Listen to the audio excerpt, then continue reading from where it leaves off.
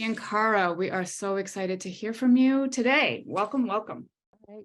Thank you, Megan, for that introduction. And it's so nice to be here with you folks.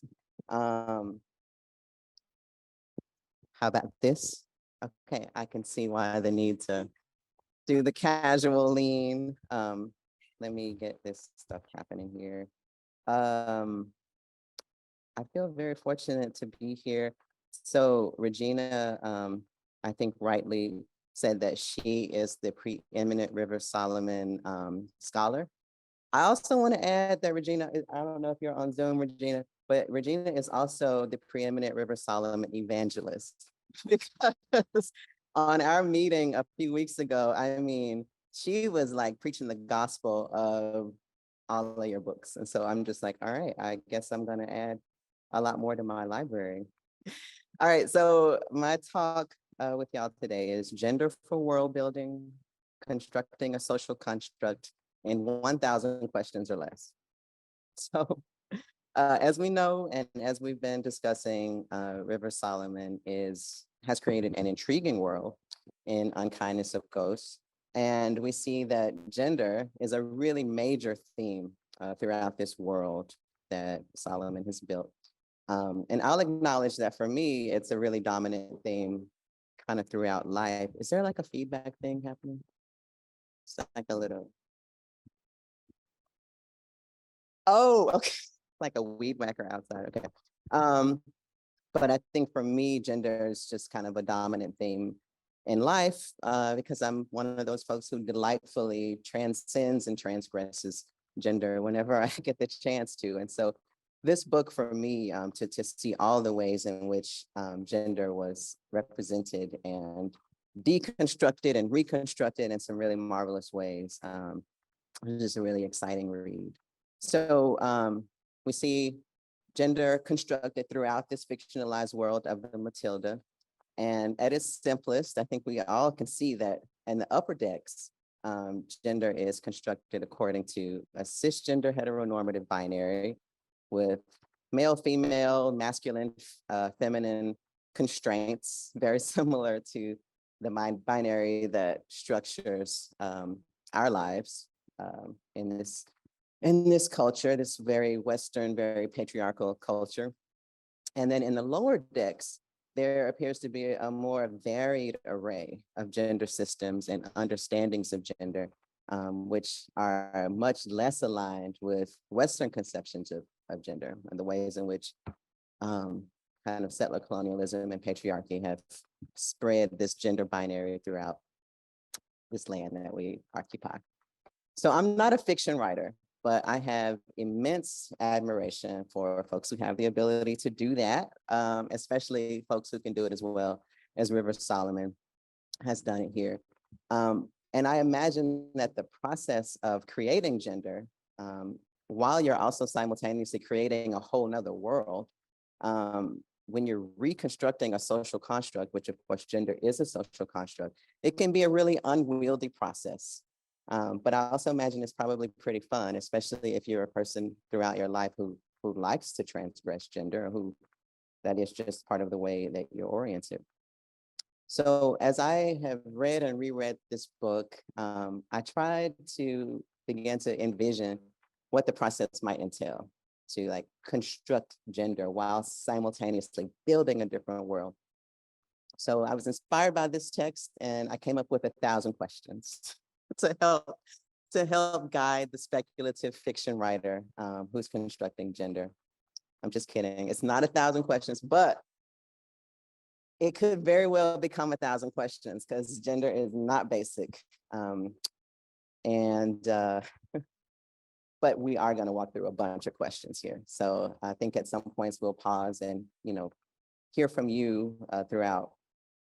But before we jump into these questions, just to frame it a little bit, there are 4 basic categories that I've tried to group these questions into. And so what I want you to do is to imagine, many of you probably are speculative fiction writers, maybe, but if you're not, imagine that you are. Imagine that you are right now hatching up a world in your mind, and you're trying to think about what should I do with gender here? because as Rivers pointed out earlier today, and as those of us who immersed ourselves in this book have come to understand, um, when we allow ourselves to think outside of these constraints, really, there are no limits, there are no boundaries. So let's walk through these 4 categories. So first, we're going to talk about body. So in your gender system, in the gender system that you are imagining and building and constructing, what is gender's relationship to the body? We're going to talk about framework. So what are the fundamentals in your gender system? We're going to talk about language. That's the 3rd category. So what is the language of gender in your gender system? And then this 4th category, influence, impacts, intersections, right? So what has shaped and is shaping this gender system? And obviously these categories will be overlapping, but this is just kind of a rough grouping. What else do I want to say about this before we jump in? I think that's, oh, and yeah, we'll be folding in examples from the text to demonstrate how our illustrious author has done that and handled and addressed these questions. All right, so first, the body. So in this next set of questions, we're going to be thinking about gender in the body and the physical forms. That's right. If you are creating a world, you're not just restricted to the human form. So we're thinking about the physical forms that your characters inhabit. Do they have human bodies? And I also want to deconstruct that, right? Because that's not a yes or that doesn't have to be a yes or no, strictly, right? Because they can have bodies that are arranged, meaning they can be as human as you and I, assuming that we're all roughly human in this room. They can be somewhere in this kind of middle territory, which, you know, we see and have read speculative fiction in which people run the gamut from, I guess that's a zombie. I'm going to say that's post-human, maybe compost human. Gosh, that was really good. Okay. Or, oh, I have another one. Yeah. Or infinitely, radically not human. And, you know, if you are creating a world, this is all up to you to create. So human bodies, a range of human bodies. In An Unkindness of Ghosts, our characters, I think we can say they have human bodies, right? They are inhabiting human bodies. I just want to point out, though, that when we think about the Tarlanders, I am thinking about them as evolving, like a more evolved. And this is just kind of something that I was thinking about because as we hear about their demon forms and their defective bodies, and this condition referred to in the text as hereditary suprarenal dysregula, which River Solomon pointed out to us earlier today, is a type of intersex condition.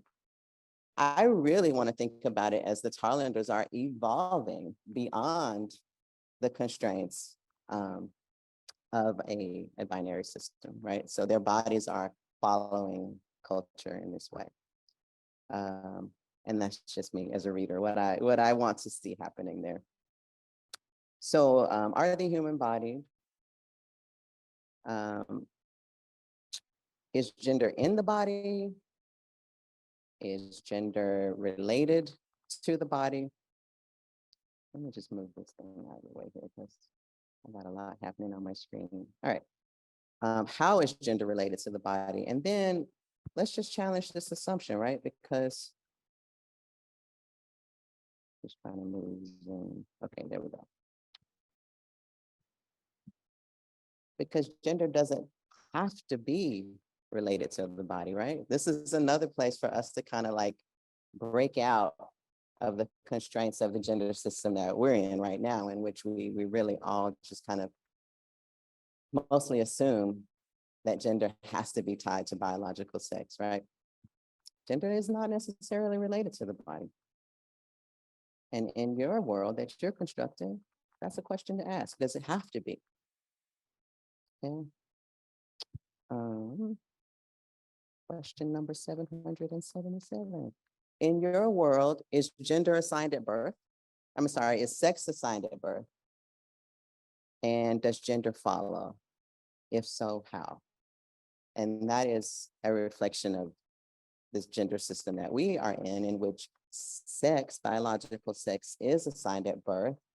In the extreme majority of cases, it is, and in some cases of some intersex conditions, there are other, scenarios. But sex is typically assigned at birth, and there are two boxes, right? So a baby is born, and they're either assigned male or female. And then we, as a society, heap all of these gendered assumptions on them in terms of who we expect that they will be because of the sex that they were assigned at birth. So you can think about that in the world that you are constructing, and does gender follow sex assignment at birth? When I think about the text that we've read, we see that in the more repressive world of the upper deckers in terms of gender, it does feel like there's this very strict sex assignment at birth, and then a one of two gender categories that follow. And then when we look in the lower decks among the Tarlanders, there's a range of experiences, right? So we see this mostly reflected in terms of pronouns, and the fact that the pronouns, we'll talk more about this with language, but the pronouns that are used kind of raise some questions for us about whether gender has been assigned at birth, and if so, how? Assigned along with sex. Okay. So another question when we're thinking about the relationship between gender and the body is, how does what bodies do influence gender?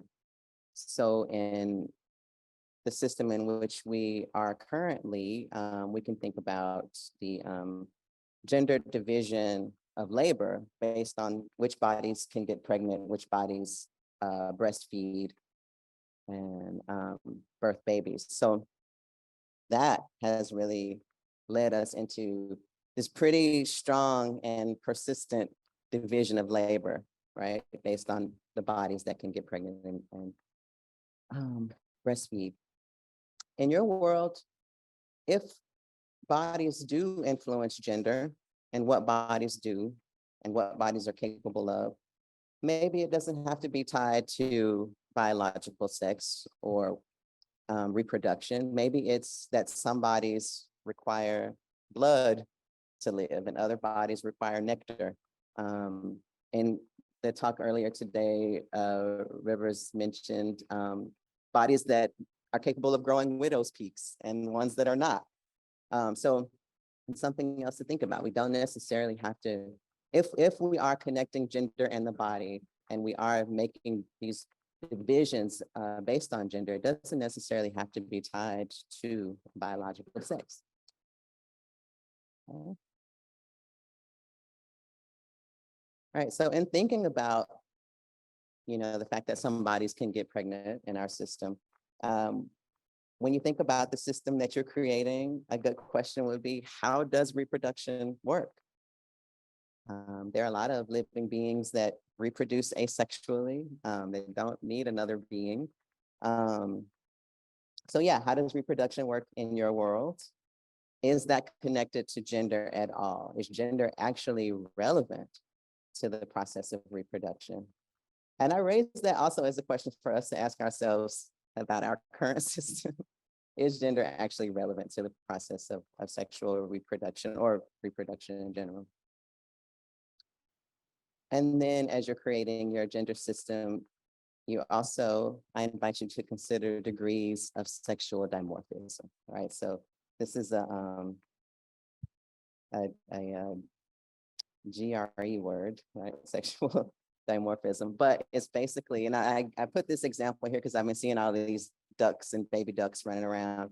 But for me, when I think of sexual dimorphism, birds are among the first creatures that come to mind for me. So you have the mallard ducks, and so you got the drakes, which tend to be the male ducks with their green heads. And I couldn't find an example of the female ducks, but we tend to see them as more speckled brown, like fewer vibrant colors. They have that little indigo streak on their wings, but so do the males.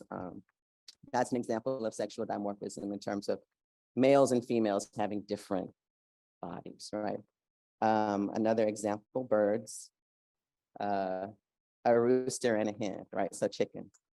That's the male and the female, and they have different bodies. They are sexually dimorphous. And then another example, deer. Are y'all able to hear me if I stand back here, or should I do this? That's better? Okay, gotcha. All right.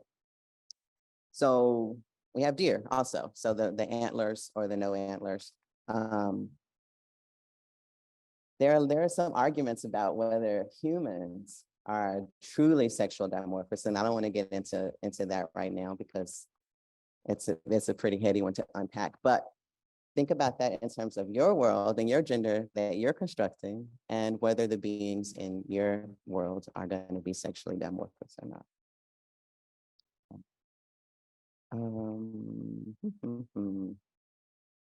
Questions before we move on from gender and the body. I also want to hear from folks, like, what examples come to mind for you from the text of the ways gender is related to the body, or the ways in which we see gender, the relationship between gender and the body is different from the system that we are probably most familiar with. What do y'all think?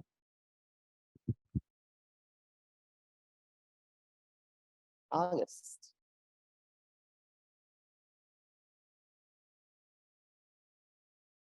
Something that, whoa, that's louder than I expected. Something that I was scanning the book, we were scanning the book last night and thinking about Aster, and I was just, thinking about what did we picture Aster to look like, and looking at some of the original descriptions of Aster.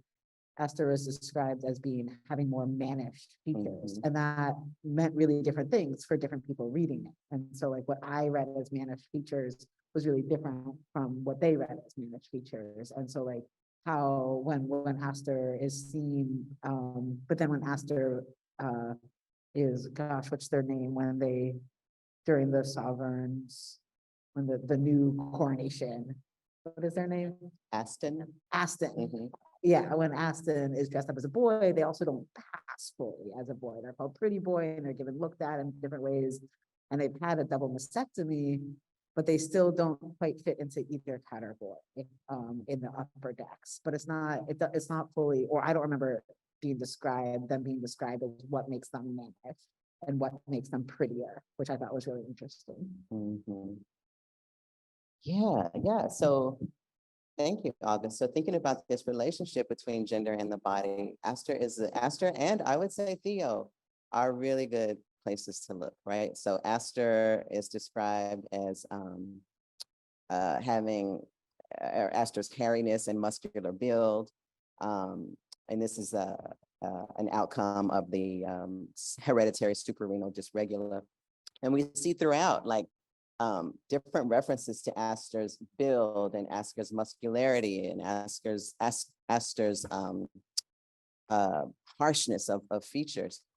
And in contrast, we see Theo described in ways that, to put our lens, the lens of our gender system on it, in ways that we might think of as more feminine. And again, as a reader, this is me kind of making some inferences here, but I couldn't help but to see Theo's external expressions of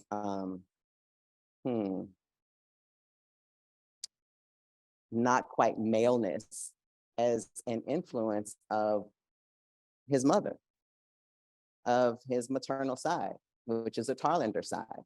And it made me feel really, really, I don't know, excited about that. I'm thinking about in Melusine's chapter where, she is really in this kind of way that's a little bit distancing, but she is heaping all of this love and admiration on Theo. And then she just kind of says offhandedly, he's the child I had to give up. We're like, oh, but as she's describing him and his beauty, she says, I think it's the dark in him. And yeah, so the fact that she sees the influence of herself and her body, in him, for me, I can't help but to see that as related to the way gender is, the way he expresses his gender and the way gender feels comfortable for him. Any other example that folks want to share? Thank you, August, for that one. Yeah. Yeah, I could be wrong, but it seems like there was the growing of the beard that was associated with the males, and Theo did not grow a beard, and that set him in the eyes of others as setting him aside. So it seems to me in the book, anyway, the dimorphism was expressed in this thing, at least in part by whether you had facial hair.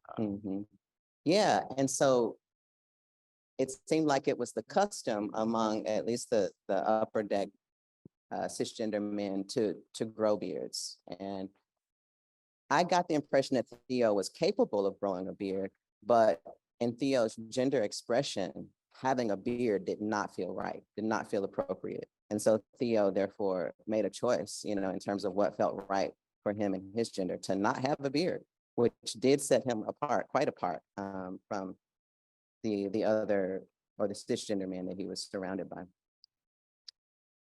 Yeah, so I mean, there are phrases throughout. I just took a highlighter throughout my book and went through all of these places in which gender and the body are kind of referenced. I'm thinking about in Theo's chapter where he says, I'm always surprised, this is a quote, I'm always surprised by my body, the way it moves and occupies space, its height, its presence. That says a lot to me about how Theo feels in his gender, and how his body, his physiology, either expresses his gender in a way that feels comfortable to him or does not. I have so many here. I don't want to bring out all the examples, but yeah, you're right. Theo says, I refuse to keep my beard. He wears earrings, all of these ways in which Theo uses his body to express gender. All right, so let's get back to our next category of questions here. And this one is about framework. This set is about framework. So this is kind of us thinking about the basic, if we can call gender basic at all, but this is trying to get to the fundamentals of your system. What structures your gender system? So what's the basic framework of the system that you are constructing? The system that we are living in that structures our lives, for better or for worse, we can easily say it's a binary, right?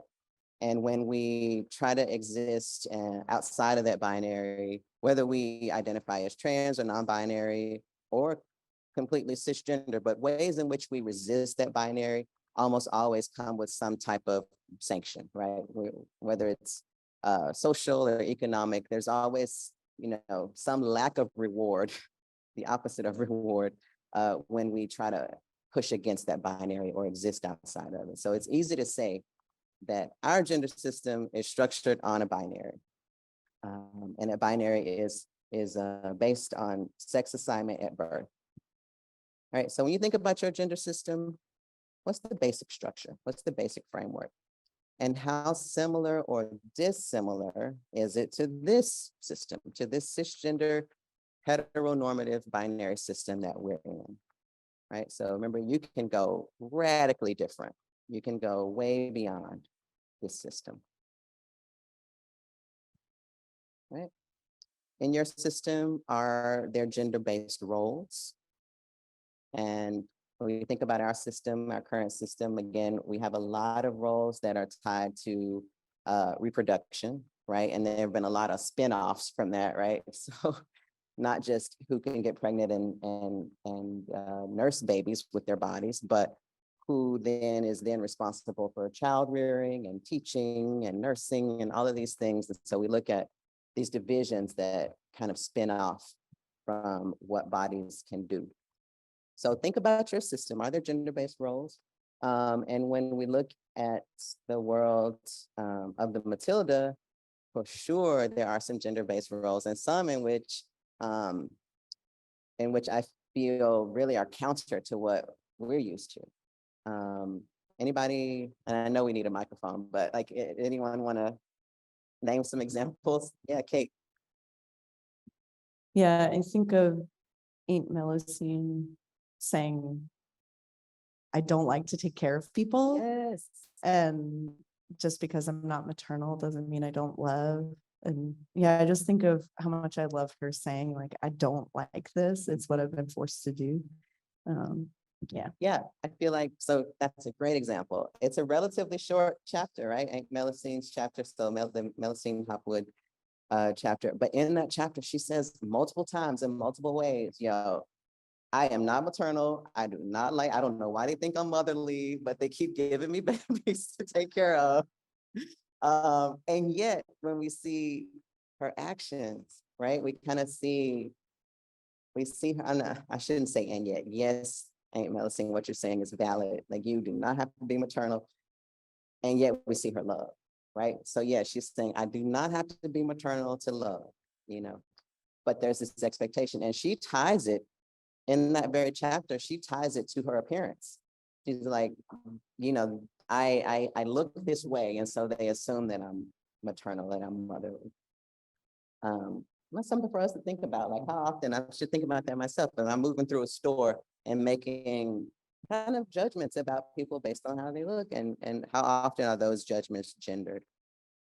Any other examples of gender-based roles? I'm wondering if we can, I'm loud, our Zoom friends, because I think they might have some examples. Yeah, they can drop it in the chat and Megan will let us know. Well, that same example that Kate just named came up in our chat too of Aunt Melusine. That was a very powerful example for several folks in the chat. Yes, that one really, really stood out.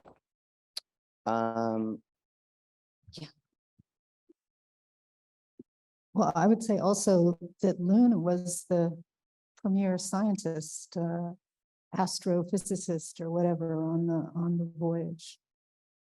Yeah, Loon and the roles of people like Loon, right? So Loon is a Y-deck woman, and that's a quote. So Loon is a Y-deck woman.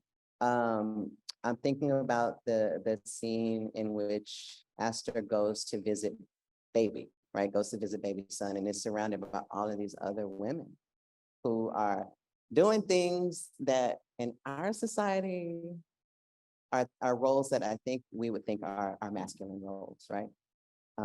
But they are doing it and taking pride in their work, and it just feels like this is what they do. Yeah, so are there gender-based roles? And I'm also thinking about the bellows, like the very, very lower decks in which there's the funneling of waste that happens. And I could be mistaken, but I feel like every character that we encountered in that was a male character, right? So another thing to think about.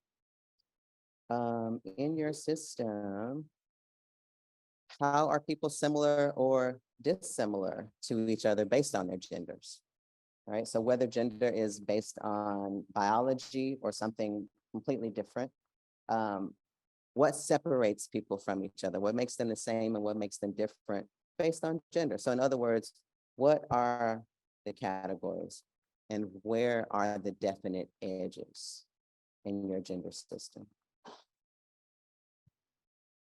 This idea of definite edges, I rail against it, obviously, but when we think about definite edges of gender, when you think about the world that you're constructing, can a person have multiple genders? Is that possible in your world? Is it possible for someone to be hybrid, right? If there are definite edges, can someone straddle any of those lines? can someone have zero gender? Like, I just refuse, I just, however they phrase it, but to feel comfortable rejecting the notion.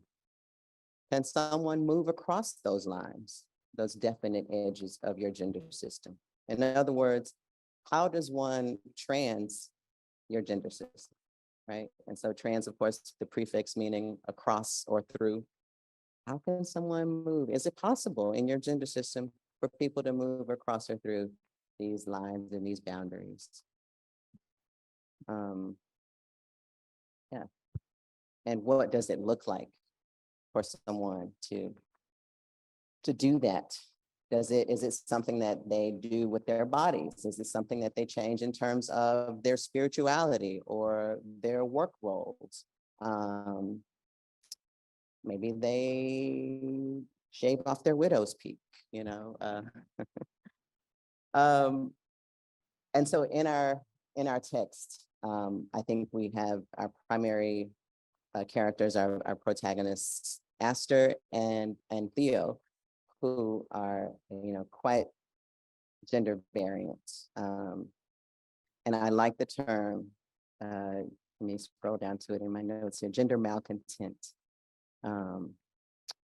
This is a really, really sweet and beautiful, in my opinion, exchange. So on page 308, if folks have your books, between Aster and Theo, right before before they get intimate, but but Aster's like, you are an anomaly of a man. And Theo's like, well, it's perhaps because I'm not a man at all. And then Aster's like, well, yeah, because you're a gender malcontent. And they go on, you're an otherling. And Aster's like, Aster is seeing himself in the same way as though a boy and a girl and a witch, all wrapped together.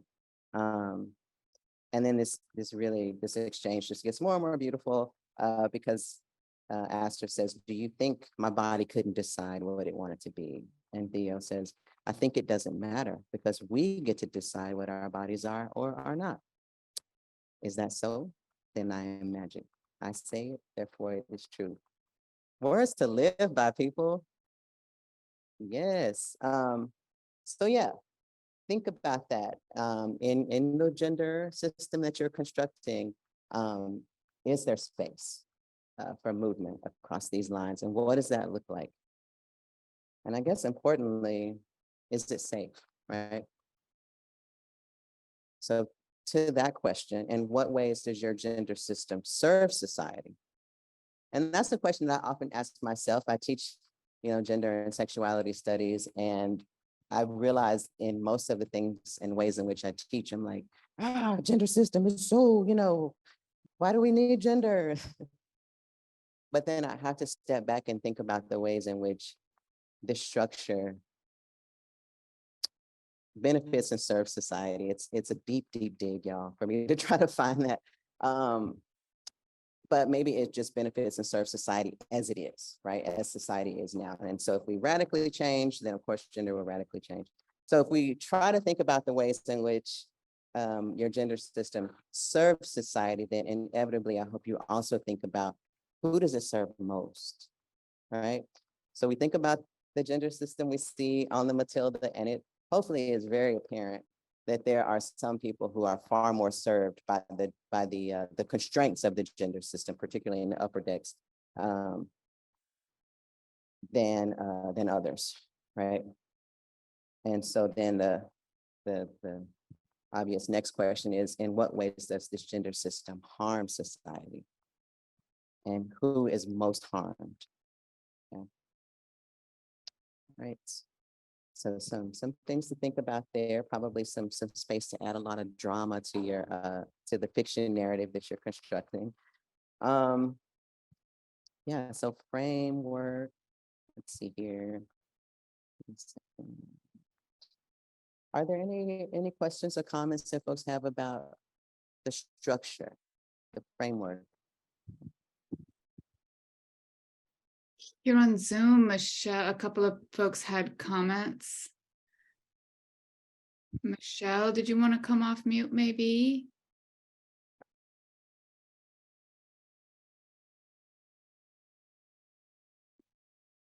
And share your comment. Yes and no are both great answers.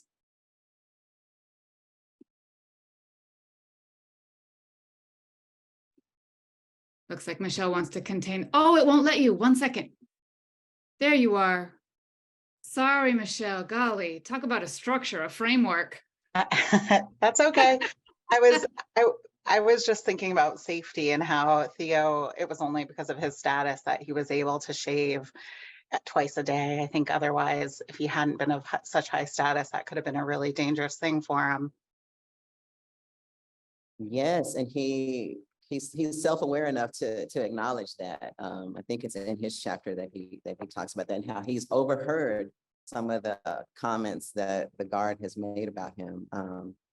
Yeah, that's right. So I think, and we'll talk about this a little bit later when we get to impact and intersections, right? So how does power and prestige, access to power and prestige, influence gender, right? So that's a great example.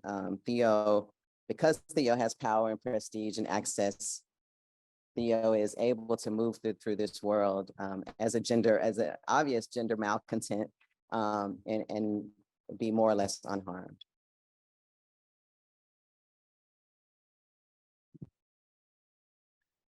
Okay, I'm gonna try to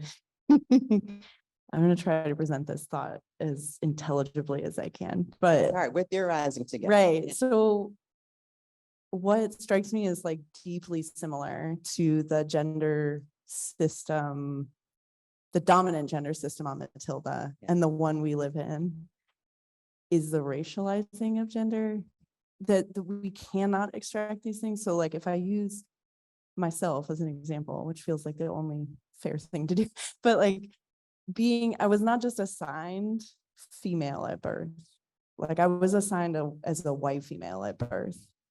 And so I guess one of the questions I think about when I think about what it means to transgress gender is also what it looks like to refuse that piece of the assignment and how. And I guess that's just like a question that I've been holding for a long time and thinking about how you can't reject one without having to deal with this inherent piece of it. Like, I just don't think we can unstick those things in this society. And I don't see them fully tethered to each other in Matilda either. So yeah, I don't know if that makes sense, but that's what I'm wondering. Yeah, no, it does make sense. We will tap into like these intersections between race and gender and just how difficult it is in the world as we are currently living to unlace those things, right? And interestingly, though, we're many, many years in the future, in the Matilda, I find that it is more deeply entrenched, right? So, and I have some theories about that, just the way power doubles down on itself when it perceives threat or, anyway, that's a whole nother thing. But yeah, I want to loop us back into the ways in which race, and not just race, but these other ways that these social locations that are written onto our bodies that intersect with gender, right? And how they impact and influence gender. So I'm looking at the time and realizing we better speed this up. So let me move it along. Language is the category that's next. And for me, language is what first stood out just a couple of pages in when I'm like, oh, flick.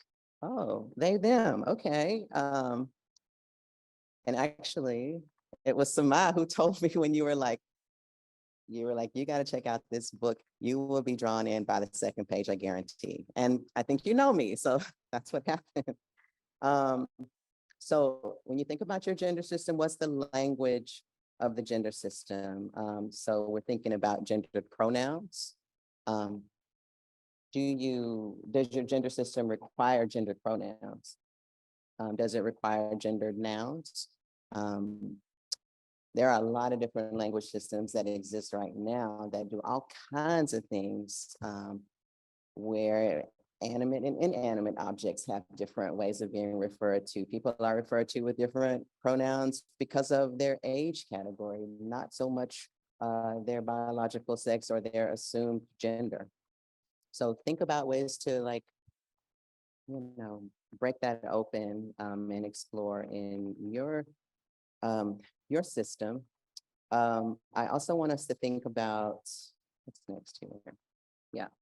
So not only did we hear about the different categories of pronouns or the different types of pronouns that were used on the different Tarlander decks, right? So we learned that on Q deck, all children are referred to with what we think of as feminine pronouns, so she, her pronouns. And we learned earlier today that on Q deck, like that's the neutral pronoun, right? On T deck, which is where Flick is, children are referred to with they, them pronouns. So that is all wonderful. We also have this other really, really fascinating reference to language much later in the book when we get to Giselle's chapter, right? And so Giselle isn't talking so much about gendered language, but there's a reference to pronouns in Giselle's language. Do folks remember this? Where there's the question of I. What do we do with the I in Giselle's language? And so I say that to say, just to use it as an example of when we look at different ways that languages explore, and I can get you a page. I see some folks flipping through your books. This Giselle's chapter, pages 316, 317. So there's no word for I in Giselle's language. What we see instead is there's this way of leaning into I as us, right? So in our language system, the unit is the individual, right? So when we boil it down, it's me, myself, and I. It's, what's the other one? Always looking out for number one, like all these ways in which the focus is on the individual. And that's baked into our language. But a language system in which there is not even an I, what does that do to the way we start to think about other people? The way we think about ourselves as like, I'm not the unit, we are the unit. I think it's pretty telling, pretty wonderful. And so, so there's some things that we can explore when you're thinking about the language of your gender system. All right. Oh yes, how do people think about other people, other living beings, objects, each other? And how is that reflected in the language? Okay. So next is influence, impact, and intersections. All right, so for influence and impact, as you're thinking about your gender system, told y'all we had 1,000 questions, right? So within your gender system, how is gender influenced and impacted by government, military, religion, education, the overlap of these institutions, and other institutions? Now, I have these as separate categories. On the Matilda, it is quite clear that there's a lot of overlap, particularly between government and military. And I'm like cracking up on the inside a little bit now because there's a lot of overlap between government and military right now today in this place that we inhabit. So there's not a lot of separation between these institutions, but we should, the point is you're thinking about the ways in which these institutions influence and impact gender, right? I think it's pretty clear when we think about the role of the guard in the book and how oppressive and abusive, and those are the most generous terms I can think of to name their behavior, but the ways in which their behavior impacts what it means to be a person with a uterus or a vagina, a female-bodied person moving through this world. And that's just because those are the stories that we hear about in this text. We don't hear stories about the rape that probably does happen to people who are not female-bodied. And sorry, I should have given the content warning before using that term. But religion, I want to turn to religion quickly in the book, because I feel like that's a place that we see something that feels a little bit more optimistic to me, because we hear about the mother, right? We hear, yeah, I can, yes, right. So page 106, Theo is like, and this is the spot where Aster has made this little altar for Theo, and has carved an idol of the mother. And the quote is, an idol of the mother, she who carried God in her womb and birthed him, the universe itself and the heavens. So like the mother is who we worship, the mother who birthed God, right? So I feel like that, is a way of thinking about the way religion impacts gender. And I also think about baby son, right? I don't want to necessarily think that baby son is something as an entity to be worshipped, but there is some reverence for baby son, and baby son is referred to with she, her pronouns in the book, right? Let's move along. So how do individuals in your gender system, individuals and communities experience gender on these various levels? And so we're going from the big, big, big down to the little, to the individual, and to the internalized experience of gender, right? So when individuals and communities are interacting with gender in a structural way, interacting among institutions, whether it's religion or education or military, in an interpersonal way, so among each other, and then in an individual internalized way. How are people experiencing gender at these different levels? So that's another thing to think about when you're creating your gender world. And sorry, I'm rushing through these last few because I'm looking at the time. And then finally here, how is gender influenced by other social positions? And I say finally, but I think there might be one more thing. Yeah, this is it. All right, so how is gender influenced by other social positions? So race, which we talked about a little bit, but not just race. Race is huge in our world, and it's huge in the world of the Matilda. But there are other ways, I should say, in which there are these socially constructed things that are written onto our bodies and that impact the ways that people treat us and interact with us. So those include age, ability, size, our body size, our color. So this is not just race, but the color of our body and our skin, reproductive capacity, and et cetera. There are many more. So how is the interaction between these different aspects of social location and our bodies? How do those influence gender? Class, which class looks different in different worlds, and then access or proximity to power and privilege. And so,